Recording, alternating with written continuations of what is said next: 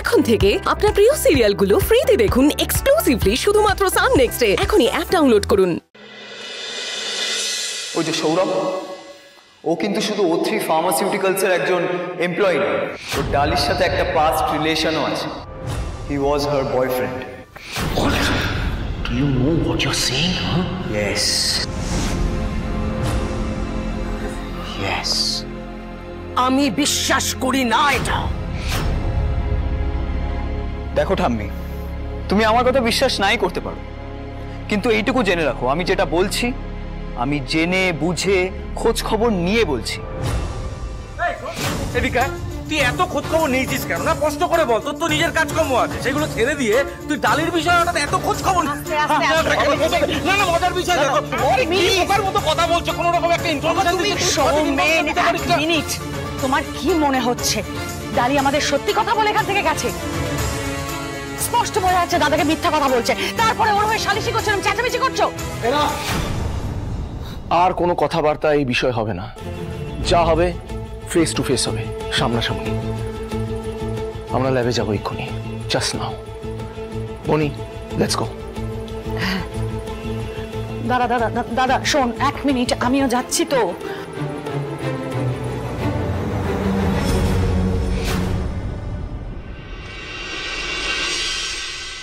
ওষুধটা খেয়ে না। আবার এর মধ্যে কে ফোন করছে?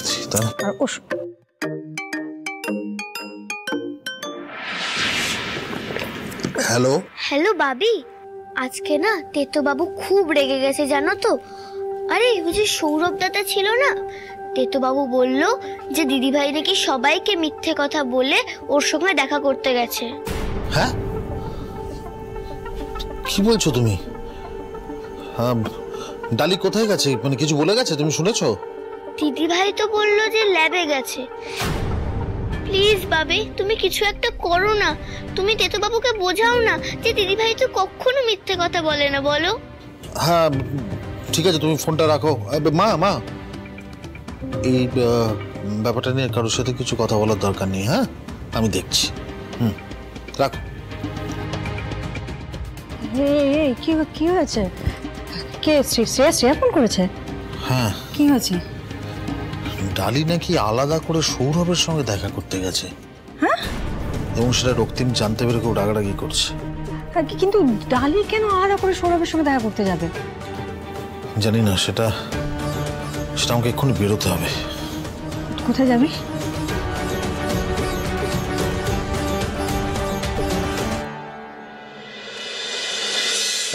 ডালি আর কোনো উপায় নেই, ওষুধটা তোমাকেই বানাতে হবে। তুমি দেখো বিচ্ছু ভাইয়া, আমার ভালো বাবার কথা ভেবে এত বড় একটা রিস্ক নিচ্ছি, আমি যেন সফল হই। আচ্ছা সৌরভ, আমাদের হাতে বেশি সময় নেই, 2 পেটি ওষুধ বানাতে গেলে আমাদের অনেকটা সময় লাগবে, আমাদের কাজ শুরু করতে হবে। হ্যাঁ, আমি কোনো হেল্প করতে পারি? না, আমি করছি।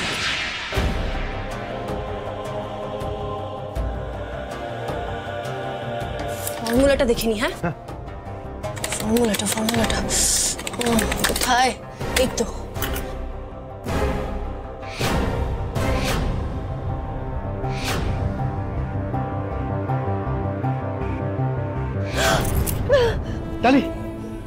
ডালি তোমার হাত কেটে গেছে, রক্ত বেরোচ্ছে। দেখি দেখ, ছাড়ো।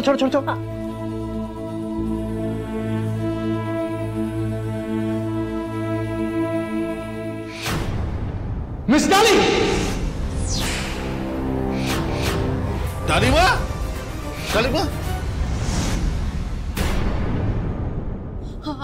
আসলে আমি একদম চুপ, একটা কথা বলবে না। তুমি এত বড় মিথ্যেবাদী, এই তোমার খাবার আনতে আসা নমুনা? দিদিভাই বিশ্বাস করুন। Shut up! Just shut up. আর একটা কথা আমি আপনার মুখে শুনতে চাই না। খুব তো লেকচার দিতেন, সততা, আদর্শ, মূল্যবোধ, কোথায় গেল সেগুলো আপনার? হ্যাঁ, খুব তো বলতেন আপনি জীবনে নাকি মিথ্যা কথা বলেন না। কি এমন মাথায় পাহাড় ভেঙে পড়লো যার জন্য আজ আপনি মিথ্যা কথা বললেন? এখানে আসার জন্য কেন মিথ্যা কথা বললেন? কি এমন কাজ করছিলেন এখানে? I want to know that. দেখুন, এখন তো পরিষ্কার বোঝা যাচ্ছে দাদা যে অরিত্র যা বলেছে সব সত্যি বলেছে।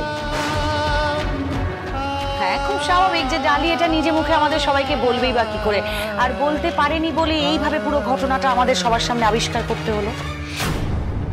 দেখুন আপনারা সত্যি আমাকে ভুল বুঝছেন। আমার সত্যি মিস্টার গুপ্তর সাথে দরকার ছিল, তাই আমি এখানে এসেছি। এমন কি দরকার ছিল ডালি যেটা আমাকে বলা যেত না? হ্যাঁ বলুন। না না, আমি এখানে আসার কারণ বললে ভুলের জন্য ভালো বাবাকেই সবাই কথা শোনাবে। আসলে আমার মিস্টার গুপ্তর সাথে একটা দরকার ছিল, তাই আমি এই ল্যাবে এসেছিলাম। দেখুন আমি ওনাকে ফোনও করেছিলাম, এই দেখুন, এক সেকেন্ড, এই দেখুন। কোথায় কোথায় নাম্বার দেখান। এ কি?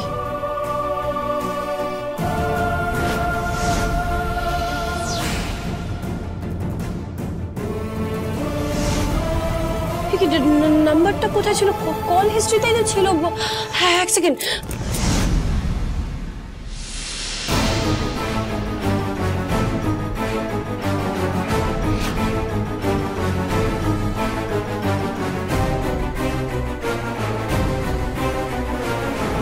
কোনোভাবেই তুমি সত্যিটা প্রমাণ করতে পারবে না ডালি।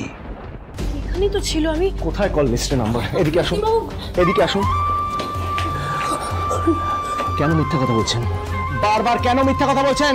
কোথায় কল লিস্টে নাম্বার? না রক্তিমবাবু, আমি সত্যি ফোন করেছিলাম ওনাকে, কিন্তু এখন বুঝতে পারছি না আমি কোথায় গেল নাম্বার। লাস্ট চান্স দিচ্ছি আপনাকে, দ্য লাস্ট চান্স সত্যি কথা বলার। সত্যি কথাটা বলুন ডালি প্লিজ। এখানে আসার আসল কারণটা বলুন প্লিজ।